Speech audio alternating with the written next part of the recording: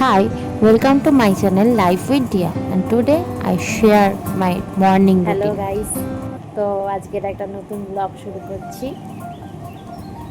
তো এখন আমি ঘুম থেকে উঠেছি। এখন বাজে 5:36। এই ঘরে ঘড়ি নেই, আমি দেখাতে পারবো না। এখন 5:36 বাজে।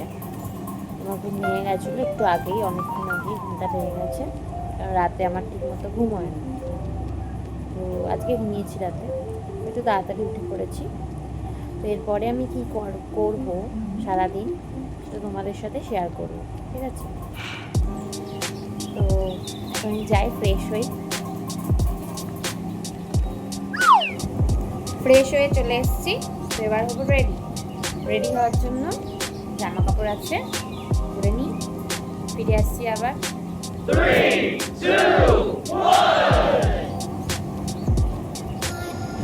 তো রেডি তো হয়ে চলে এসেছি। এখন ভাবছি কত কাজ বাকি, ঘরটা পুরো অগোছালো হয়ে আছে। দাঁড়াও তোমাদের দেখাই যে ঘরের কি অবস্থা। রাত্রেবেলা না গুছিয়ে শুয়ে পড়েছিলাম। তো চলো একটা ম্যাজিক করা যাক। চুটকি বাজিয়ে আমি ঘরটাকে আবার ঠিক করে দিচ্ছি।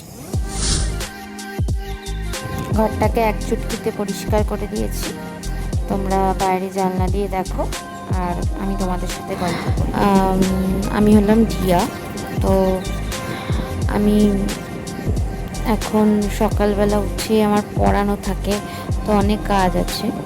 তো পড়ানোর আজকে আমার পড়ানো থাকে হচ্ছে ক্লাস 9দের আর হচ্ছে ক্লাস 6দের। তো এবার সাথে একটা বাচ্চা ছেলেও আসবে। এবার দেখো বাইরে কি সুন্দর ওয়েদারটা। সকালবেলা যদিও এখনও ওয়েদারটা ভালোই লাগবে, কিন্তু আস্তে আস্তে বেলার দিকে তো গরম প্রচুর। সকালে উঠলে এটাই যা ভালো লাগে। তো দেখো এই ঘরে কে আছে। এটা একটা অন্য ঘর, কিন্তু হ্যাঁ, ওই আগের ঘরটা নয়। এটা হলো আমার আমার নাতনি। আমার নাতনি কে জানো? আমার নাতনিকে তোমরা তো চেনো না, চিনবে কী করে? তো আমার নাতনি, আমার একটা মেয়ে ছিল, তো ওর নাম ছিল সন্টু। তো এবার ও এই বছরই আমাদের ব্যাড লাক, মানে এই বছরই খুব দুঃখের ছিল যে ও আমাদের ছেড়ে চলে গেছে। ওই বাগানে একটা জায়গায়, যে আমি জানলাটা খুলে দেখাচ্ছি, ওখানে একটা জায়গায় কবর দেওয়া আছে ওকে। তো যাই হোক, এই ঘরটায় চাদর তুলে রাখি, কারণ এই যে আমার নাতনি চলে এসছে। এর নাম হলো গুডলু। তো এর জন্য আমি চাদরটা তুলে রাখি। এর একটা খারাপ অভ্যাস আছে, কি বলতো, বিছানায় উঠে পটি করে দেয়, টয়লেট করে দেয়। আর যারা তোমরা র্যাবিট পেরেন্ট আছো, মানে র্যাবিটকে রাখো, মানে পোষো, তারা জানবে আমার কথাটা, যে কীরকম র্যাবিটরা কীরকম করে। একটা খরগোশ পোষা একটা কুকুর পোষার থেকে মনে হয় সোজা, মানে কঠিন। একটা কুকুর পোষো, তাকে পটি ট্রেন করে ঠিক করে রাখা যায়। যদিও একে আমরা ট্রেন করেছিলাম, কিন্তু কিছুতেই পারলাম না করতে। মানে একে আগে আমরা, মানে গুডলুকে আগে আমরা খাঁচায় রাখতাম। তো তখন ওর মা ছিল। তো ওর মা মরে যাওয়ার পর থেকে আমি আর খাঁচায় ওকে রাখি না। জানি আমার একটু পরিশ্রম হয়। এই যে দেখো আমি ঘরটা পরিষ্কার করছি, তো অনেক পরিশ্রম হয়, বারবার আমাকে ঘর পরিষ্কার করতে হয়, নয়তো গন্ধ হয়ে যায় বিশাল। যারা মানে খরগোশ পোষ্য তারাই বুঝতে পারবে আমার মানে কষ্টটা। তো এরকম মানে যারা, মানে ওকে আমি খোলা রাখি, তারপর থেকে আমি, মানে ওর মা মরে যাওয়ার পর থেকে ওকে আমি আর বেঁধে রাখি না, মানে আমার খুব কষ্ট হয়। তো দেখো ঘরটা গোছাচ্ছি, একটু পরে পড়তে আসবে। এই দেখো এখন বেজে গেল 6:52। তো আমি সেই 5:30টায় উঠেছিলাম, তো এবার 6:52 বেজে গেছে। তো আজকে কি হয়েছে, আজকে আমার 8টা থেকে পড়ানো থাকে, কিন্তু আজকে যেহেতু গরমের ছুটি শেষ হচ্ছে, তো এই দেখো আমি যে এই ওষুধটা খাই দেখাচ্ছি। এই ওষুধটা তোমরা যারা বলো তো এটা কিসের ওষুধ, মানে আমি তো খাই। এটা কিসের ওষুধ বলো? এটা মানে আমি যতদিন বেঁচে থাকবো আমাকে ততদিন খেতে হবে। আমার এখন 25 ইয়ার্স, তো ওষুধটা আমাকে আমৃত্যু খেতে হবে। তো এটা রোজ সকালে খেতে হয় একটা করে। তো যাই হোক, যেটা বলছিলাম, তো আমার আজকে 8টা থেকে পড়ানো থাকে, কিন্তু একটা মেয়ে আছে, সে চলে আসে 7:30টায়। কারণ আজকে থেকে স্কুল খুলছে গরমের ছুটির পর, দীর্ঘ গরমের ছুটির পর আজকে স্কুল খুলছে। তো এবার তাই জন্য ওরা তাড়াতাড়ি চলে আসে, মানে ওই মেয়েটাই তাড়াতাড়ি চলে এসছে, আর কেউ আসেনি, এখনও আসেনি ওরা, মানে আমি বললাম। তো তারপরে হচ্ছে তোমার আজকে অনেকে আসেনি পড়তে, মানে এই একজন 9-এর একটা মেয়ে আসেনি পড়তে, 6-এর একজন মা বাড়ি গেছে, কালকে জামাই ষষ্ঠী ছিল, তো জামাই ষষ্ঠীর জন্য। তো দেখো আমি সব কাজ ফাজ করে গিয়ে বসলাম। তো এবারও কাজ আছে অনেক। এই খাতাগুলো দেখছো পেছনে, খাতা চেক করতে হবে। এটা হলো আমার একটা আয়না। তো এই আয়নাটা একটা ভাঙা ছিল, ভাঙা আয়নাটাকে আমি রিপেয়ার করেছি। আর এই দেওয়ালে রং চটা ছিল, আমি সব ছবি এঁকে দেওয়ালটা আটকে দিয়েছি। এইভাবেই হয়তো আমাদের জীবনে মানে রং চটা জিনিসগুলোকে ঢাকা দিতে হয়, ভাঙা জিনিসগুলোকে এমন দেখাতে হয় যেন সেটা ভাঙেনি। এটার নামই জীবন। তো সেটাই দেখো, জীবন আর দেওয়াল কোনো তফাৎ নেই। এটা আমাদের বাড়ির পেছনের বাগান। বাগানের ওই দিকে আছে একটা পুকুর। পুকুরটা নিয়ে একটা ইতিহাসও আছে। পুকুরটায় আগে 7খানা কুয়ো ছিল।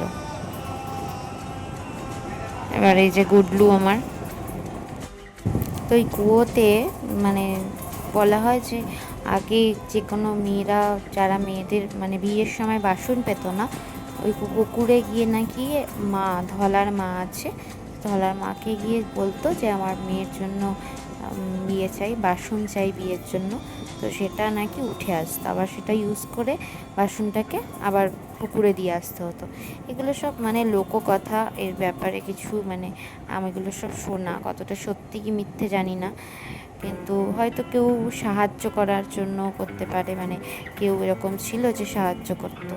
কিন্তু এখানে অনেকেই দেখেছে এরকম, মানে এটা শীতলা মা আছে। তো এখানে একটা ওলা বিবি তলা আছে, যেখানে আর কি পুজো হয়। আর আমি বর্তমানে একজন কম্পিটিটিভ পরীক্ষার গভর্নমেন্ট জবের অ্যাসপারেন্ট, কিন্তু আমি নিজেকে মোটিভেট করতে পারছি না। মানে আমি পড়াই, তো এবার পড়ানোর সারাক্ষণ মনে হয় কি যে আমি বই নিয়ে বসে আছি, পড়ানো, তারপরে আমার নিজের পড়া, এতে আমি কিছুতেই নিজেকে মোটিভেট করতে পারছি না।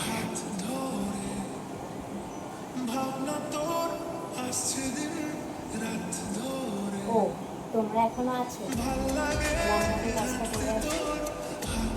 এখন আমি ক্লাস 9-এ টিউশন করাবো, তো আমি পরে আবার আসছি। তো ততক্ষণের জন্য ব্রেক নিলাম। এই দেখো সবাই পড়তে চলে এসছে, এখনো 2জন আসেনি, আসতে বাকি আছে। 2জন আসবে না, 2জন না 3জন আসবে না। তো এখন বাজে 10:53, আমার পড়ানো শেষ হলো। এখন কিছু সকাল থেকে খাওয়া হয়নি, ব্রেকফাস্ট করবো, ব্রেকফাস্ট নিয়ে আসছি। এটা ব্রেকফাস্ট নয়, মিড লাঞ্চ হয়ে গেল।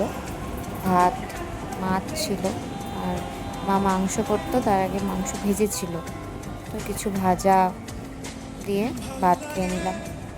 তো তারপরে আমার আবার আঁকতে বসতে হলো।